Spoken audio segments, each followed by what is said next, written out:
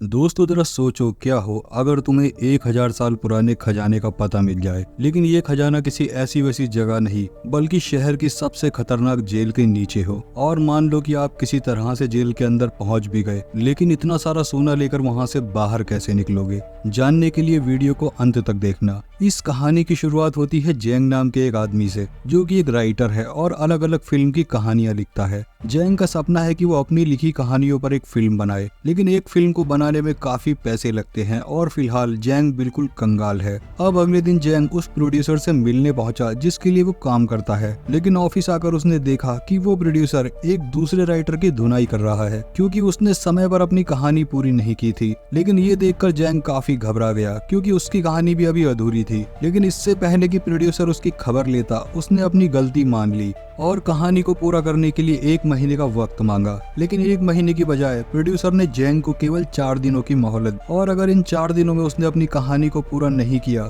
तो उसे प्रोड्यूसर के सारे पैसे वापस लौटाने होंगे। अब भारी मन के साथ जेंग अपने घर पहुंचा और उस कहानी पर काम करना शुरू कर दिया, लेकिन काफी पेपर फाड़ने के बाद भी वो कोई ढंग की चीज नहीं लिख पा रहा था। आखिरकार जेंग इस काम से तंग आ गया और दिमाग को ठंडा करने के लिए बियर पीने लगा। तभी पास में उसे एक बॉक्स पड़ा दिखाई दिया जो कि उसके दादा मरने से पहले छोड़ गए थे। इस बॉक्स के अंदर जेंग को उसके दादा का एक खत मिला जो कि उन्होंने जेंग के लिए लिखा था। अब क्योंकि जेंग ने काफी ज्यादा पी ली थी, इसलिए उस लेटर को पढ़ते पढ़ते उसकी आंख लग गई। अब सपने में जेंग को अपने दादा दिखाई दिए जो उसे खुफिया खजाने के बारे में बता रहे थे। वो जेंग से कहते हैं कि मैंने पुश्तैनी घर के नीचे करोड़ों का सोना दबा रखा है, लेकिन मरने से पहले मैं उसे निकाल नहीं पाया क्योंकि सरकार ने उसे तोड़कर उसके ऊपर एक जेल बना दी थी। अब अगले ही पल जेंग की नींद खुल गई और इस बॉक्स के अंदर उसे अपने पुराने घर का नक्शा और एक सोने का बिस्किट भी मिला। अब उसने जब इस मैप को जेल के मैप से मिलाकर देखा तो वो पूरी तरह से हैरान हो गया क्योंकि ये दोनों मैप बिल्कुल सेम टू सेम थे। अब जेंग ने फैसला किया कि वो इस जेल के अंदर जाएगा और अपना पुश्तैनी सोना लेकर आएगा। अब खुद को गिरफ्तार करवाने के लिए जेंग ने अपने पड़ोसी का लैपटॉप चुराकर उसे नीचे फेंक दिया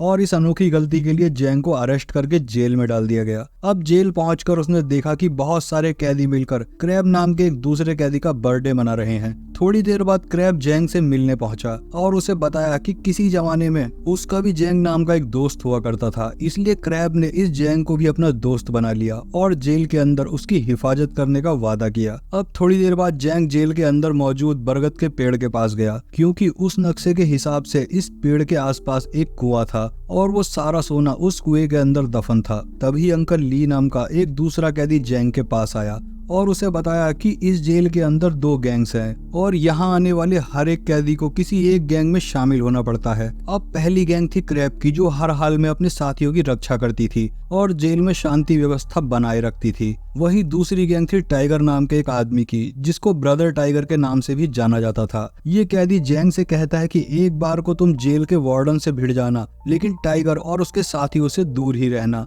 पर अभी वो अपनी बात पूरी करता उससे पहले ही टाइगर के लोग वहां पर पहुंच गए और सभी नए कैदियों को पकड़कर टाइगर के पास ले गए। अब टाइगर के लोगों ने इन सभी कैदियों पर गैंग में शामिल होने का दबाव बनाया और इनकार करने पर इनकी अच्छे से खातिरदारी करी। अब जेंग के पास कोई चारा नहीं था और उस कैदी की कही बातों को याद करके वो गैंग में शामिल होने के लिए राजी हो गया। लेकिन इस गैंग में शामिल होने के लिए उन सभी को टाइगर की थूकी हुई चाय पीनी पड़ेगी। अब मजबूरन सभी कैदियों को ये चाय पीनी पड़ी, लेकिन जब जेंग की बारी आई तब क्रैब और उसके साथियों ने लास्ट मोमेंट पर आकर उसे इस बेइज्जती से बचा लिया। यहाँ क्रैब ने टाइगर से कहा कि जेंग मेरे साथ मेरे कमरे में ही रहता है, इसलिए वो मेरी गैंग का हिस्सा है और तुम उसके साथ जबरदस्ती नहीं कर सकते। अब ये सुनकर टाइगर भड़क गया और उसने कसम खा ली कि वो जेंग की जिंदगी को नरक बना देगा। अब उस शाम जेंग अपना नाश्ता कर रहा था, तभी टाइगर उसके पास आया और उसके खाने में कॉकरोचेस डालकर उसे खाने को कहा। लेकिन वहाँ क्रैब ने उसे देख लिया और यहाँ इन दोनों ग्रुप्स के बीच जोरदार लड़ाई शुरू हो गई।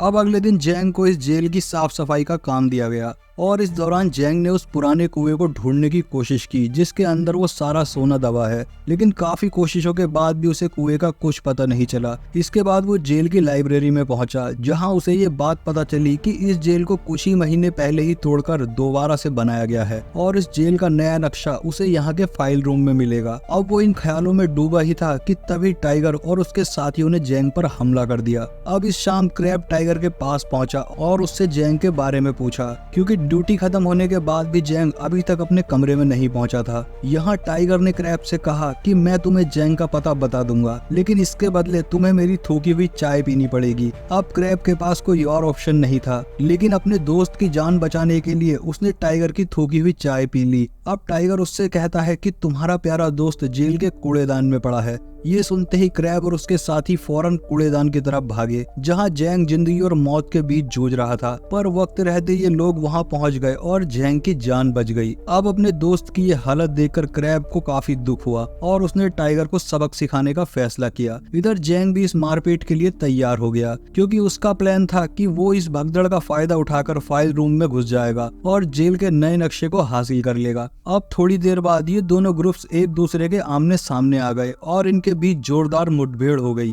इस भगदड़ का फायदा उठाकर जैंग ने उस गार्ड से फाइल रूम की चाबी चुरा ली और फौरन उस कमरे की तरफ भागा। लेकिन इससे पहले कि वो अंदर जा पाता, टाइगर और उसके साथियों ने उसकी खूब धुनाई लगाई और इस मारपीट के दौरान जैंग ने वो चाबी कहीं खो दी। अब इस लड़ाई के चलते टाइगर और क्रैब सहित जैंग को भी गिरफ्तार कर लिया गया और इन्हें इस अंधेरी जेल में डाल दिया गया। यहाँ जैंग काफी उदास था, क्योंकि वो इस काल कोठरी में बैठे बैठे सोना नहीं ढूंढ सकता था। अब गुस्से में आकर उसने क्रैब से कहा कि तुम्हें अब मेरी हिफाजत करने की कोई जरूरत नहीं है, क्योंकि जब से तुम मेरी जिंदगी में आए हो मेरी जिंदगी आसान होने के बजाय और भी ज्यादा मुश्किल होती जा रही है। इसलिए मैं तुमसे रिक्वेस्ट करता हूँ कि तुम मुझे मेरे हाल पर छोड़ दो और मुझे इन फालतू के झगड़ों से दूर रखो। अब इनकी बातों को सुनकर क्रैब को काफी बुरा लगा, क्योंकि वो बस जैंग की हिफाजत करना चाहता था। थोड़ी देर बाद उसने जैंग से माफी मांगी और उसे बताया कि उसकी जिंदगी में दोस्तों से बढ़कर और कुछ नहीं है। इसलिए उसने जब जैंग की ये हालत देखी तो वो खुद को रोक नहीं पाया और टाइगर से पंगा ले लिया। इसके बाद उसने जैंग को अपनी कहानी सुनाई और उसे बताया कि आज से कई साल पहले उसका जैंग नाम का एक दोस्त था, जिसने उसे गुंडों से बचाने के लिए खुद की जान कुर्बान कर दी थी। और उस दिन क्रैब ने कसम खाई कि वो मरते दम तक अपने दोस्तों की रक्षा करेगा। अब ये सुनकर जैंग को एहसास हुआ कि गुस्से में आकर उसने क्रैब को कितना कुछ कह दिया। इसके बाद उसने क्रैब से माफी मांगी और बताया कि वो इस जेल से क्यों आया है। उसने क्रैब को बता दिया कि वो जेल में अपने पूर्वजों का सोना लेने आया है। इस पर क्रैब ने उससे कहा कि मैं वो सोना ढूंढने में तुम्हारी मदद करूंगा, लेकिन इसके बदले में मुझे कुछ नहीं चाहिए, क्योंकि वो सोना तुम्हारे पूर्वजों का है और उस पर पूरी तरह से तुम्हारा हक है। अब इन दोनों ने मिलकर एक प्लान बनाया, जहां सबसे पहले इन्हें फाइल रूम से वो नक्शा चुराना होगा। प्लान के मुताबिक ये दोनों जेल के लॉन्ड्री रूम में पहुंच गए और वहां मौजूद गार्ड की गर्दन पर ब्लीचिंग पाउडर छिड़क दिया। इस पाउडर के चलते गार्ड की गर्दन पर एलर्जी हो गई और उसे फटाफट जेल के इमरजेंसी रूम में ले जाया गया। इधर मौका मिलते ही जैंग ने इस गार्ड की यूनिफॉर्म चुरा ली और वो क्रैब को लेकर फाइल रूम में पहुंचा।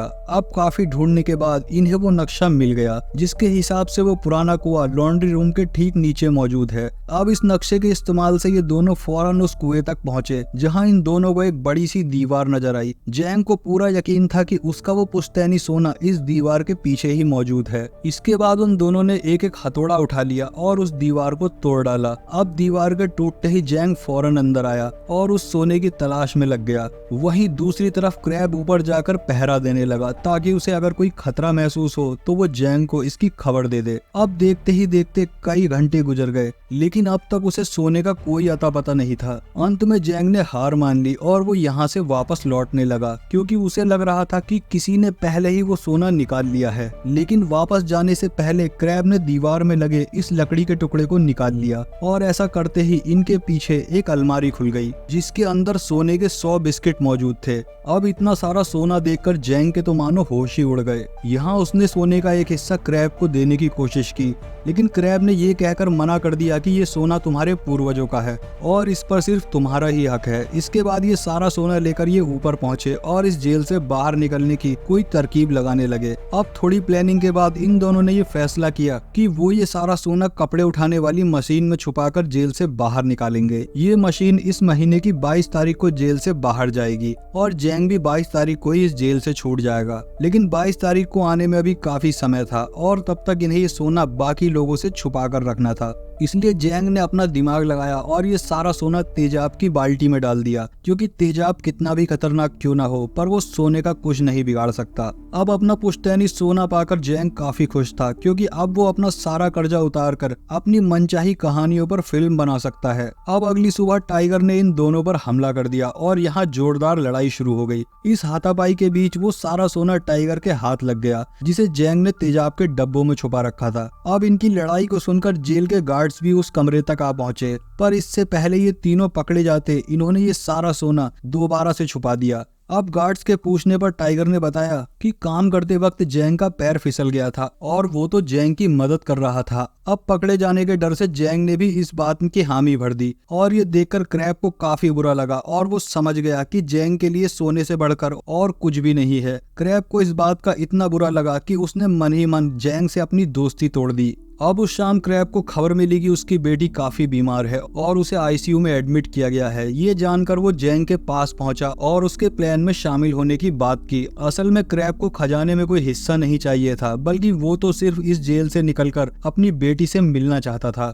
अब पहले तो टाइगर क्रैब के साथ काम करने से मना कर देता है, लेकिन फिर जैंग ने उसे मना लिया और ये तीनों यहाँ से भागने की प्लानिंग करने लगे। इन्होंने फैसला किया कि आज से 3 हफ्ते बाद जब जेल की एनिवर्सरी पार्टी होगी तो ये सभी सुरंग से होते हुए समंदर में कूदकर भाग निकलेंगे। लेकिन प्रॉब्लम ये थी कि उस पार्टी में अभी 3 हफ्ते बचे थे और जैंग अगले हफ्ते जेल से छूटने वाला था। अब अपनी सजा को बढ़वाने के लिए उसने टाइगर और क्रैब के साथ मिलकर एक लड़ाई की और देखते ही देखते जेल के अंदर हंगामा हो गया। अब प्लान के मुताबिक गार्ड ने ये लड़ाई रोक दी और उन तीनों को सेल के अंदर डाल दिया। ऐसे ही दिन गुजरते गए और बहुत जल्द जेल की एनिवर्सरी पार्टी का दिन आ गया। अब डेकोरेशन के दौरान टाइगर, क्रैब और जैंग ने सभी बैलून्स के अंदर प्रोपेन गैस भर दी ताकि वो धमाका करके गार्ड्स का ध्यान बटा सके और भगदड़ का फायदा उठाकर सुरंग तक पहुंच सके। अब उस शाम वार्डन अपनी स्पीच दे रहा था, तब क्रैब ने इन बैलून्स में धमाका कर दिया, जिससे जेल के कंपाउंड में हलचल मच गई। अब इस मौके का फायदा उठाकर ये तीनों सुरंग के अंदर छुप गए और धीरे धीरे आगे बढ़ने लगे। लेकिन इस दौरान एक मेटल के टुकड़े ने जैंग के पैर को जख्मी कर दिया और उसके पैर से काफी खून बहने लगा। अब ये देखकर क्रैब ने उसकी चोट को प्लास्टिक से बांध दिया और ये सभी बिना रुके आगे बढ़ते रहे। आखिरकार इन तीनों की मेहनत रंग लाई और ये सुरंग के आखिरी छोर तक पहुंच गए। यहाँ इन सभी को एक बड़ी सी दीवार नजर आई, जिसके दूसरी ओर एक विशाल समंदर था। इधर गार्ड्स को भी इस बात की भनक लग गई कि 3 कैदी जेल से कहीं गायब हैं और ये खबर मिलते ही उन्होंने इन तीनों को ढूंढना शुरू कर दिया। वहीं दूसरी तरफ इन तीनों ने अपने बनाए बॉम्ब से उस गेट को उड़ा दिया, जिसके दूसरी ओर समंदर था। इस सुरंग के ठीक नीचे एक नाव इनका पहले से इंतजार कर रही थी और इन्हें रस्सी के सहारे नीचे उतरना था। लेकिन एक बार फिर से टाइगर ने अपनी औकात दिखा दी और अपनी शर्ट के अंदर से एक चाकू निकाल लिया। दरअसल वो इन दोनों को मारकर इनके हिस्से का सोना भी हथियाना चाहता था। यहाँ उसने क्रैब पर हमला कर दिया, लेकिन लास्ट मोमेंट पर जैंग बीच में आ गया और यहाँ इन तीनों के बीच जोरदार लड़ाई शुरू हो गई। यहाँ टाइगर क्रैब पर भारी पड़ रहा था और वो किसी भी पल उसे मार सकता था। ये देखकर जैंग ने कहा कि तुम ये सारा सोना ले जाओ, लेकिन क्रैब की जान बख्श दो। पर टाइगर को इन बातों से कोई फर्क नहीं पड़ा